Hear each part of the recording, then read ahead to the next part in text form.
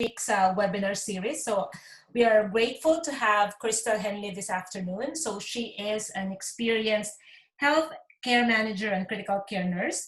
And she also used to work as flight nurse for Stars Air Ambulance. So I'm going to give the floor to Crystal, and thank you so much for being here. All right. Thank you to everybody for participating today, and thank you to the Manitoba Brain Injury Association for this opportunity to speak today. I also want to say happy Nurses Week to all the nurses that are out there right now.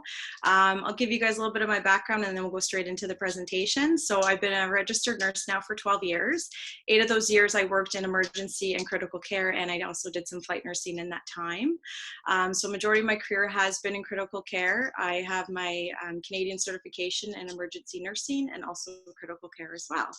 8 years was at the front line, and then the last 4 years have been in management. I'm currently in transition right now, but I'm very thankful for this opportunity today. So I'm just going to share my screen.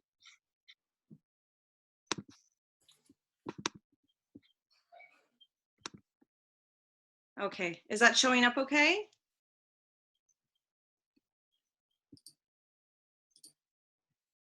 Okay. All right. Okay, so I'm going to start with a real life experience, so case story.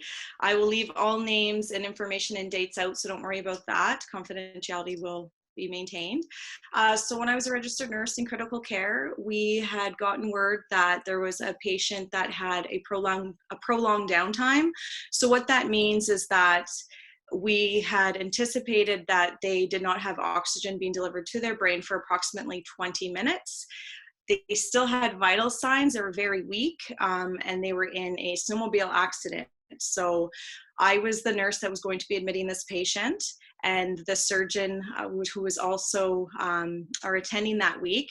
So we thought, you know what, we're going to discuss this case, and we're going to go down to the merge, and we're going to speak with the family while the patient was still getting I believe at that time they were in the CT room and they were just doing some other tests, but we had already had some images that we were reviewing and the prognosis was very poor. So I'll leave it at that and then I'll come back to it, okay? Okay. So when you look at ICU admissions, and this presentation is not specific to brain injuries because my experience has been in medical, surgical, and cardiac ICU as well. I feel it's important to discuss it everywhere. And also you can get brain injuries in all of the ICUs, right? We have patients that have strokes in ICUs. So there's different types of brain injuries, right? If you have prolonged downtime from doing CPR, you'll also be more likely to sustain a brain injury. So I just want to let everyone know that. So when you're in the ICU and you are a family member and your loved one's in the bed, you feel helpless. You immediately feel stress, anxiety. There's a loss of control. Depending on how critically ill they are, you could be dealing with end-of-life decisions. Some you may have never discussed until this point. Some you may have, some you may not have. You may be presented with organ donation if you're at end of life. You could be in for 6 months to a year of in the hospital. 6 months of that time could be in intensive care. You could be dealing with role reversal. So if your loved one is sick and they took care of all the bills, they were the primary caregiver, now you're immediately thrown into a role reversal and you're left like, what do I do? You're left with uncertainty. You could be angry, there could be denial, but everyone is dealing with grief in that moment. You're going to experience changes in your sleeping patterns, your eating patterns, and some have good support systems and some families have no support, so they're going through this by themselves with the healthcare team as their support. So I think before we get into how you can become a good advocate for your loved one, I think it's important to ask these questions. And I say this because I find when these questions were never discussed, this is where I saw the most stress in families. And it was really, really difficult for them to make a decision because they'd never had this conversation before.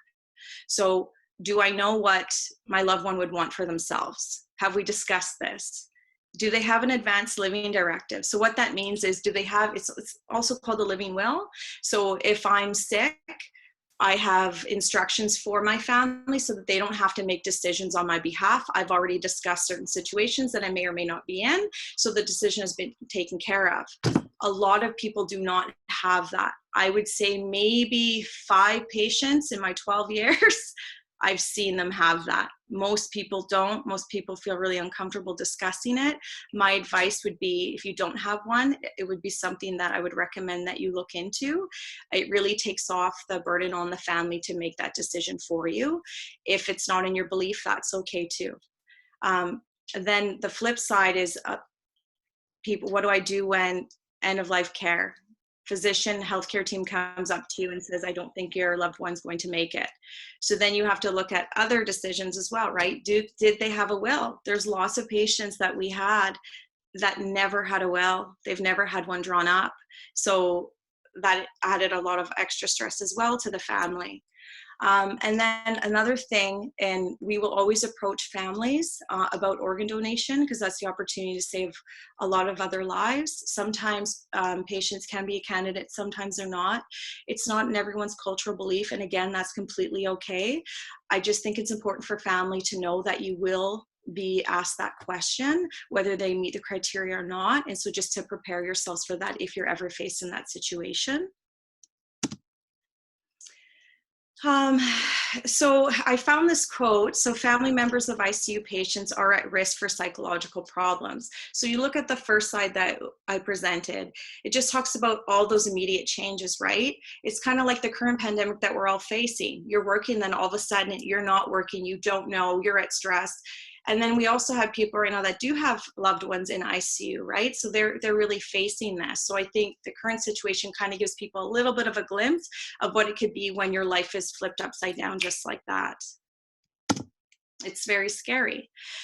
So I looked at some other literature as well, because I wanted to share this with you guys. And I wanted to see if there were any studies out there that had common themes for advocacy for families in the ICU. So patients and families in the ICU. And it was really interesting because what they did is they compared a nurse's perspective, they compared the family's perspective, and then they also looked at the patients, and they wanted to look for commonalities. So what were 3 common themes that everyone was advocating for? And so the 3 ones were physical care and comfort. So what does that mean, right? So it's bathing, oral care, it's treating your pain, making sure the loved one's not having pain. That is probably one of the most stress and anxiety producing things I saw in family. Was they're very concerned that their loved ones are having pain. And a role as a nurse as well is we're also very concerned about that, and we want to make sure that they're as comfortable as possible. And then there's the other aspects. So just the general giving care, checking your vital signs, giving the medications, making sure they have enough proper nutrition so they could heal from their injuries, making sure they have enough sleep, because if they don't have enough sleep, they could get delirious, and that also increases their risk for mortality. And so we want to make sure that they're getting well rested so their bodies can heal. I found this was very interesting, and I didn't know this was actually in the literature. And so it actually said that the family viewed the nurse as part of the whole unit, the healthcare team, their nurse, as part of their family. So families, the longer time they spent in ICU, the more they viewed them as part of their family and really wanted them included in their decision-making process, which is really great because evidence really suggests that as well. So if we want to know how to advocate, we have to understand, so what are the barriers to advocacy in the ICU? And it all stems down to communication.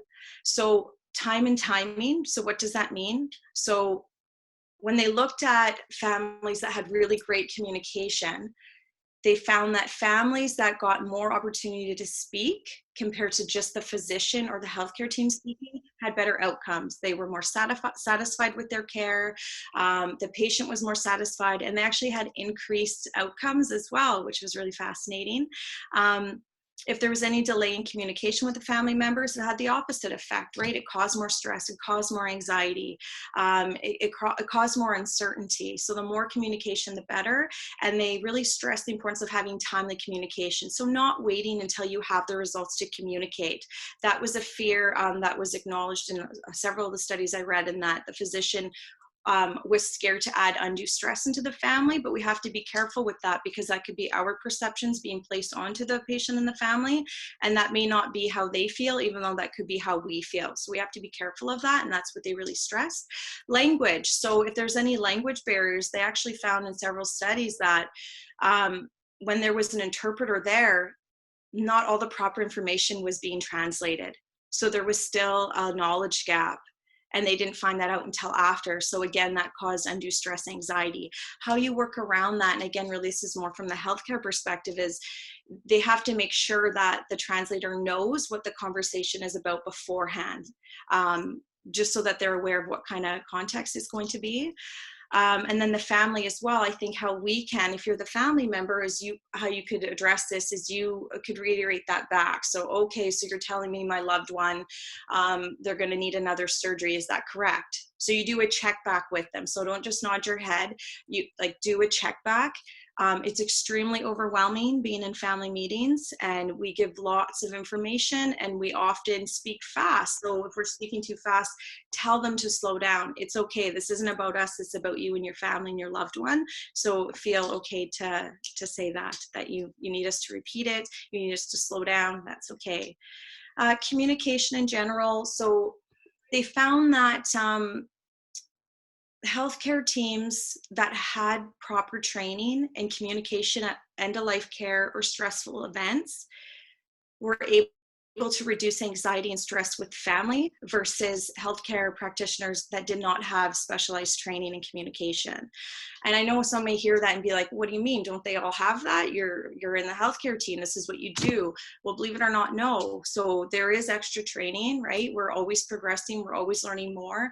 And it's really important that we keep up with that and learn more. How can we be better communicators? How can we involve the family more? And then it's self-awareness is key with the situation as well. I think from both sides. So how is the practitioner dealing with stress? How is the family dealing with stress? How do we meet in the middle so that we achieve the same goal that we want? And maybe it's just saying that, so you bring yourselves all together and you eliminate your perceptions of what others are thinking. So uncertainty as well was a barrier in communication. And unfortunately with brain injuries, we saw this a lot. Every brain injury that I treated and was involved with, each patient is different. They are never the same. And so there is a lot of uncertainty with that. I have friends that were told that their families were told, be prepared for end-of-life care, and now they're living a full life. So, can you imagine what they went through? That would be really traumatizing because they were forced to make a decision and they said, I'm not going to. So there is lots of uncertainty, and there's unfortunately, there's lots of situations like that it can be hard on both ends. Differences in values and cultures as well. So this quote I found, and I said, this is so true. So there's definitely a rescue culture and a tendency towards denial of death among caregivers, as well as family members. And that's still pervasive in ICU. So basically what that means, just because we can save everyone doesn't mean we should. And so with that, I always reflect back to the other slide where you ask the questions, what does your loved one want? I think if you always bring it back to the patient and you always focus back on the patient, then you're able to kind of eliminate our own perceptions, our own emotions around that, and really focus in on what would they want? Am I making the right decision? So there was another study, and unfortunately, I'm not sure how to do a poll, but I would like you guys just to self-reflect on these questions. So if your loved one's in ICU, how comfortable would you feel to answer these questions? So how comfortable would you feel to ask the doctor, the nurse, to review the medications in detail with you? Whether they've washed their hands or not. How comfortable would you feel if you saw a nurse or a doctor walk in and they didn't wash their hands? Would you feel comfortable speaking up? How about requesting a meeting so that you could get more information about your loved one? Or any concerns you may have. Maybe you have concerns with the care you saw or how your patient was handled. Do you feel comfortable to speak up? Or how about to discuss a disagreement? Perhaps you want more aggressive treatment than you feel that they're offering. Do you feel comfortable to speak up about that so that you could find out more information? How about if you found out that there was a mistake in your loved one's care? Would you feel comfortable addressing that as well? Or just even asking for more information? So from that, they found that the barriers to those questions and what stopped patients and families, from advocating for their loved ones was they thought the team was too busy. I could tell you I've heard that over and over, and I've always told families and patients, we're here for you. We're never too busy. We'll make time. This is our job. So please never feel like that. I've also heard when I was in a management role that families were scared to speak up because they felt that they would be mistreated and reprimanded. And as a manager, that got me really concerned because I thought, well, why would you feel that way? But when I always dug down and to find out what it was, I often found that they had experienced mistreatment in healthcare somewhere else. And so it was their past experiences just in general in different hospitals throughout their life that they were still holding on to that fear. So it was really important for us to discuss that. And because of that, they felt uncomfortable to speak with their nurse about it. So I was able to address it with the nurse as well. And so it was a really good ending, but we could have solved at the frontline level, but unfortunately, because of a bad experience, that had changed the way the family dealt with the healthcare system. And then some too, they believe, depending on the generations, you'll find this with some of the older generation in healthcare, they don't feel that they're allowed to challenge. And I don't mean challenge in the way, but I mean question. They don't feel they're allowed to question their physician or their nurse. They feel that they're just their support and, how dare they question? And actually the evidence proves the opposite, that they find when families and loved ones speak up, we're able to catch things that we have missed. So they actually can save lives by speaking up. Where we see this a lot is with delirious patients, where we don't know the patient, and the family's like, something's just not right about my mother, my father, my loved one. And then we look into it more, and yes, they had a brewing infection that was just starting, but it was picked up through changes in attitudes and behavior. So we were able to stop it and actually did help save their life in the end. So that was really good. Some of it is people just don't feel comfortable voicing their concerns. Again, that could be cultural, it could be past experiences.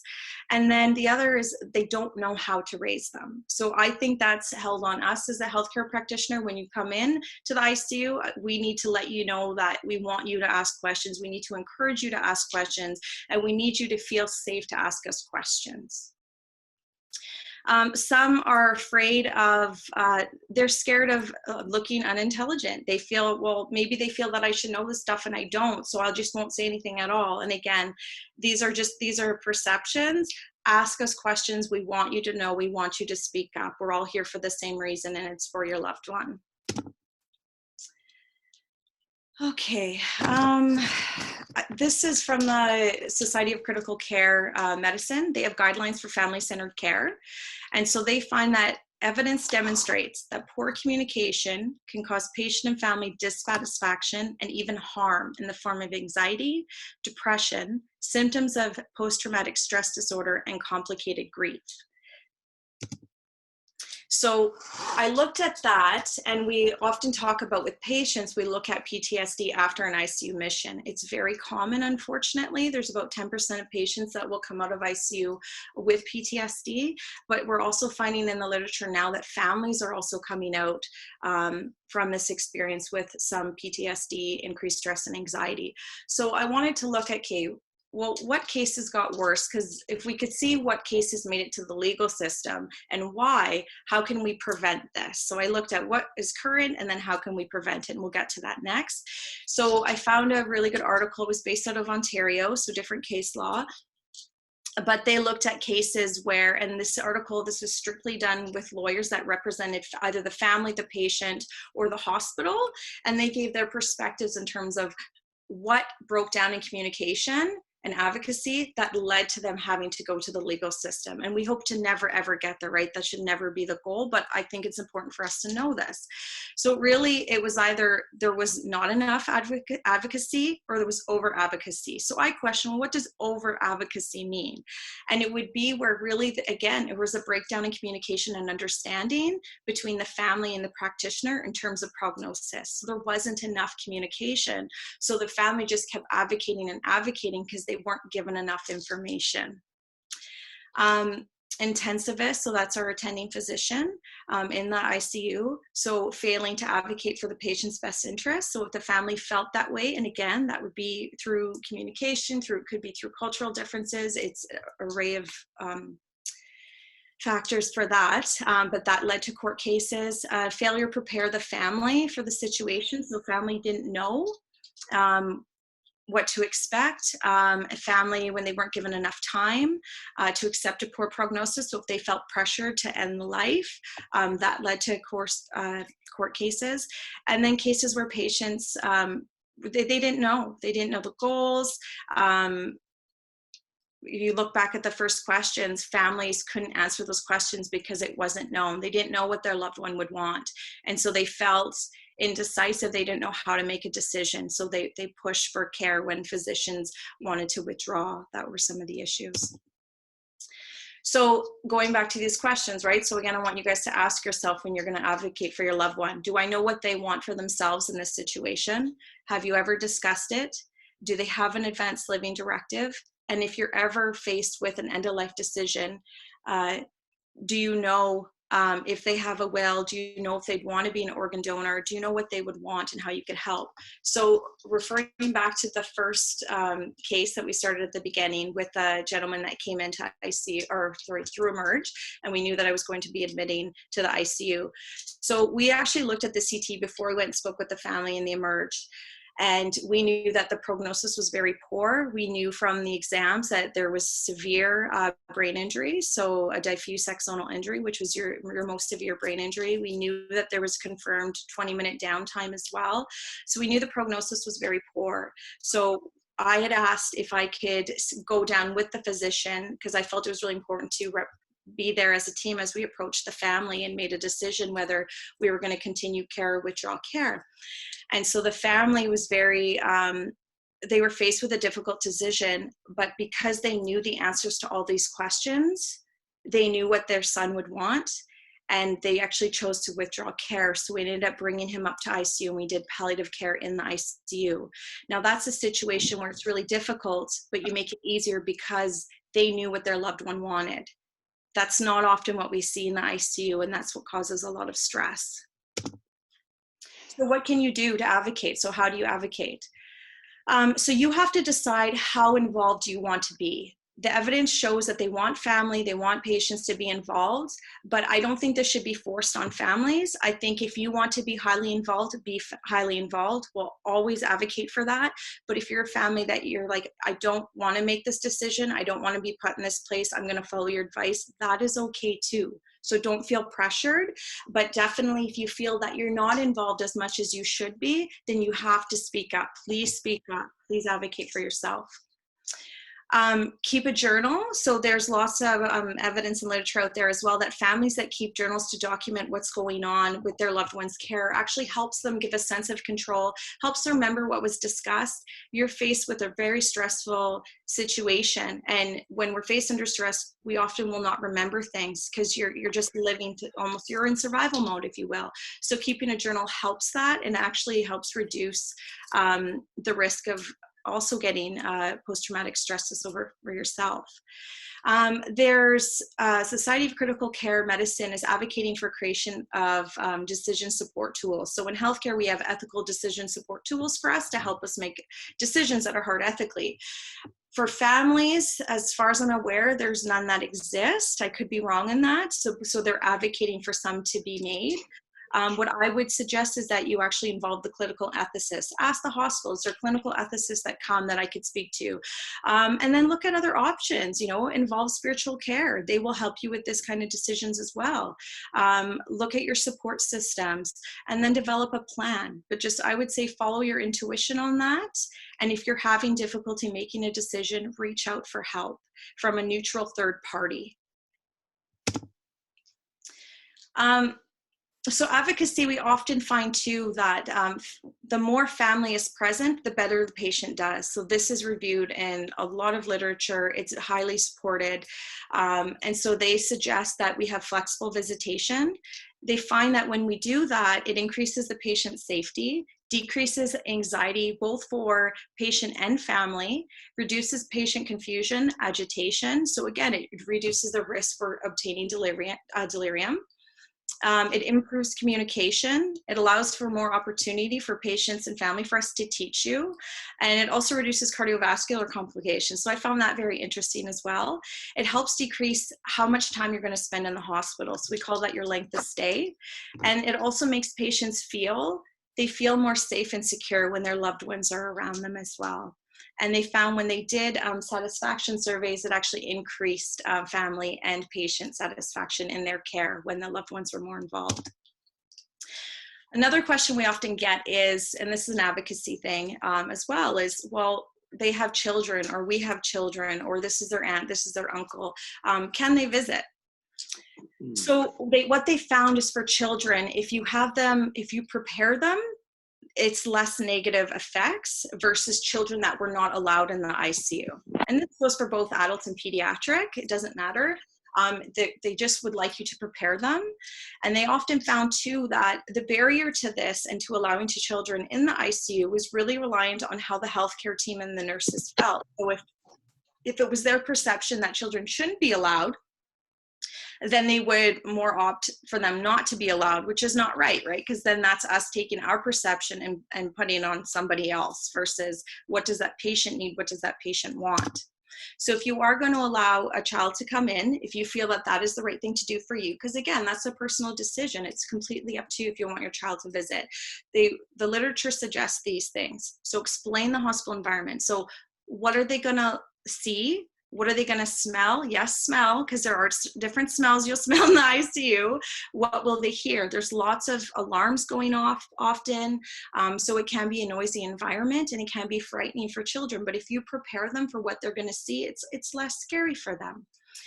You could also ask if there's a child life specialist available. So this is one thing when I did this lit review, I thought, well, wow, we never did that in adult ICU, but we do have them we had a children's ICU that has this. So that is someone that works with children to help them through these times. So they can come help develop a plan of care for the families and the healthcare team to help support them, right? What if that is their parent in the bed in ICU? They're going to want to be around, they're going to be confused, but if you involve the child life specialist, they can help you with that, and that'll help improve the outcomes for that family as well. Set expectations for behavior. So if you have children, just let them know, we have to stay here, we can't run around, there's going to be lots of lines, we call them lines, so equipment attached to their loved one, they can't touch it, just so that they know what to do. They're children, they're curious, right? And then just ensure that you're providing a safe and restful environment. So just let them know that they'll be resting and that, we have to try and keep it down. And I mean, it's hard, it's children, but just these were the steps that were recommended to help them during this time as well. The other thing they said is they found that when nurses were able to work to their full scope, that there was better outcomes for families at end of life care as well. So I'll be honest in that I've had to advocate for myself to be involved in family meetings. And I think that as the bedside nurse, you're there all the time with the family. So it's really important that you there, and you could also kind of act as the bridge between the family and the physician who isn't always there. So it's really good to have a multidisciplinary, holistic approach to care in the ICU. So just to summarize, so how do you advocate? So assign a primary respondent. So assign one person to be the primary communication for that family member. It's really hard when we have multiple family members calling in. It's easier for us to get information if we have one person. We also ask, encourage you to ask questions. Ask a lot of questions. Attend daily rounds. Ask the team, what time will you be rounding on my loved one? What time should I be here for? Keep a journal. Ensure you stay hydrated, fed, and some rest. I have to put that in there because when we're in a stressful response and we go into survival mode, we forget to take care of ourselves. And I could see why people do that, but it's really, really important that you maintain your health as well. And then ask for other support. So what is it that you need? Or would you like a pastor? Do you want spiritual care? Do you want to speak with ethics? Would you like a child life specialist involved? Advocate for your care for yourself and your loved ones, because you're all involved in this. Speak with the attending physician. Ask for weekly meetings. Ask for not just daily rounds, but say, you know what, my loved one, we know they're going to be in here for approximately 3 months. You may be told that. So ask if you could have a weekly meeting. Speak with the frontline nurse. Speak with the charge nurse. If that doesn't work, what I recommend is I recommend people reach out to the patient advocacy office in the hospital, because that is their role, is to help bridge the communication, eliminate conflict. And then if that doesn't work as well, then contact the unit manager. I've been contacted before they went to patient advocacy, and that was perfectly fine as well. And I gave them patient advocacy card as well in case they had any issues in the future. It's really important that we advocate. And again, we're all here for the same reason, and that's the patient. So if you want to get more involved at the hospital level, so this would be after your loved one is out of ICU, I would recommend this after. If you say, you know what, I learned a lot from that experience, or you know what, I didn't really have a pleasant experience, but I don't want other people to go through what I did. So ask if there's any patient and family advocacy committees that you could join. Ask if there's any research that you can join. Some is paid and some is unpaid, just an FYI. Fill out the patient and family experience surveys that will be sent out to you. Most hospitals are sending them via mail. Some will do online surveys. So I would recommend that if you want to get your feedback. And then look at the community level as well. So MBIA also has support groups. And I remember referring some family members to patients I had taken care of with a brain injury to MBIA for support groups when they were going through it. And they found that was very, very supportive for them, because it was important for them to connect with somebody that was going through it at the same level, and they could understand and help them navigate this path. And then volunteer to be a patient liaison. So we also have those where we'll have people that say have sustained a brain injury, and they have been down this path, and now the patient is, this person's out of ICU and they're in the rehab process, and they connect with them. So MBIA also offers that as well. Those are just my references. And so thank you guys. I say stay healthy, stay safe, have a great long weekend. I'll stop my sharing now. Is there any questions?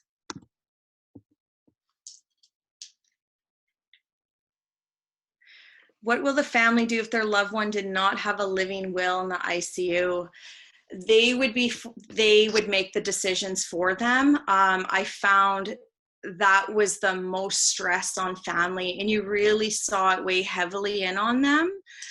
So it is quite difficult. And again, we always brought it back to, do you know what they would want? And if they said no, I found they often would include family members, and they would often have family conferences amongst themselves, and then they would come out and have a decision, because they didn't want to have one person make that decision. I've also seen it the other way, where the one person said, no, I'm not putting this on anybody else, I'm taking it to myself. So it's really a personal decision, and that's why I think it's important to involve other support systems if you can. So if you're spiritual, involve spiritual providers. If you want to speak with a clinical ethicist, ask for that. You're allowed. That's why they're there to help you through that. So that would be my answer to that.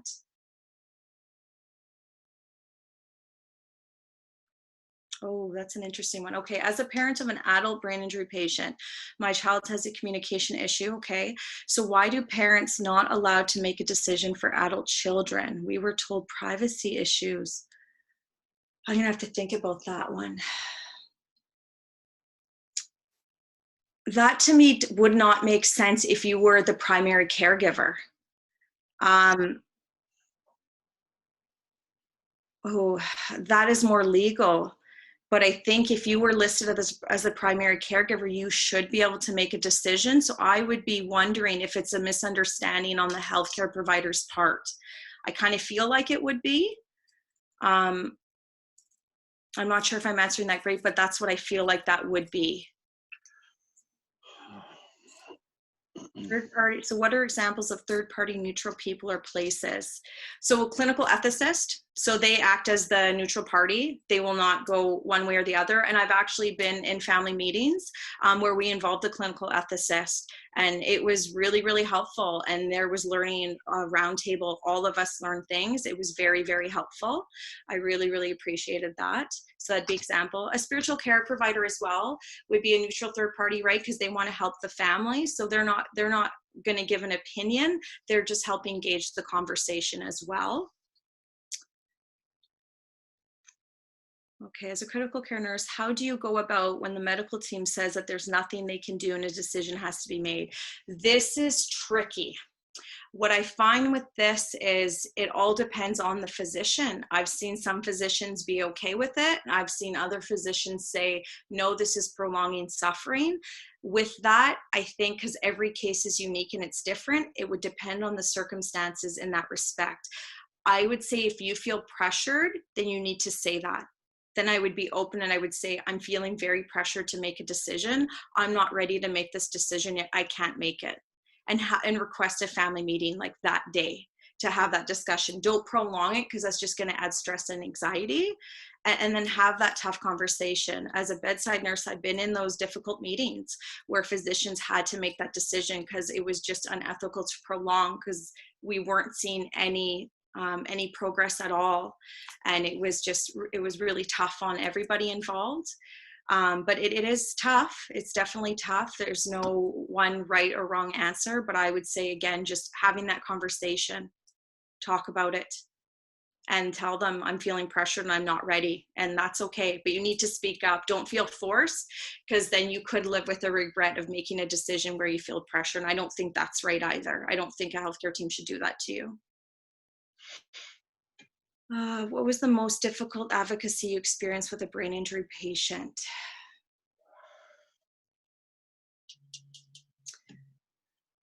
I think it's where you see physicians want to withdraw care and the family doesn't want to. And it's more so the physician, and I'll be honest, pressuring the family to make a decision when the patient wasn't declaring themselves. So what I mean by declaring themselves is they weren't progressing towards death. They are surviving, they will live, but they're going to live, in one case that I'm thinking of particularly, they would be in a permanent vegetative state because there was that much brain injury, but the family didn't want to withdraw care. And they weren't on really high doses of medication to keep them alive. So that was really difficult because I felt in that situation that it was a healthcare practitioner bringing in their beliefs and trying to impose that on the family. I think in retrospect, that situation, we should have involved a clinical ethicist to help deal with that situation, because nobody was right or wrong, but if the family wants to, if they want to proceed, then we should have been respecting that, because the patient was not deteriorating. They weren't getting worse. So we can't say that this is okay. Again, that's a family decision. That's a very personal decision to make. And I also feel too, if you look at it from a spiritual perspective, that if it's someone's life purpose that they're meant to cross over, if you will, if it's their end of life, then they will go. They won't stay no matter what we do. And we do see that.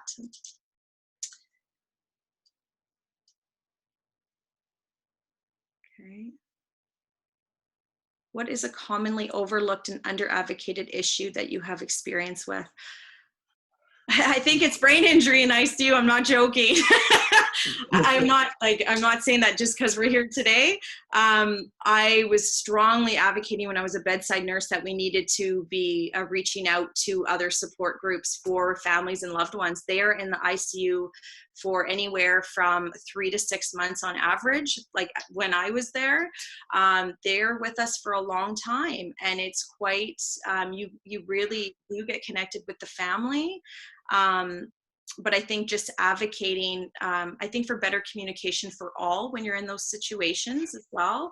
And because every injury is so different, and some progress where we didn't think they would and others don't, that it's not definitive. So I think just advocating for more support groups and to have more patient connections to deal with families. I think that's, as a healthcare perspective, we should have been reaching out more to help those families, to give them those resources while they're coping with it, because we can give them ours. But I think to give someone that has that lived experience, like they were a former patient, that has a lot of merit and value, more so than I as a nurse can say, I've seen this, I've seen that. And I think if you can bridge it with former lived experience, I think that would go a lot more so for the families as they're coping through this.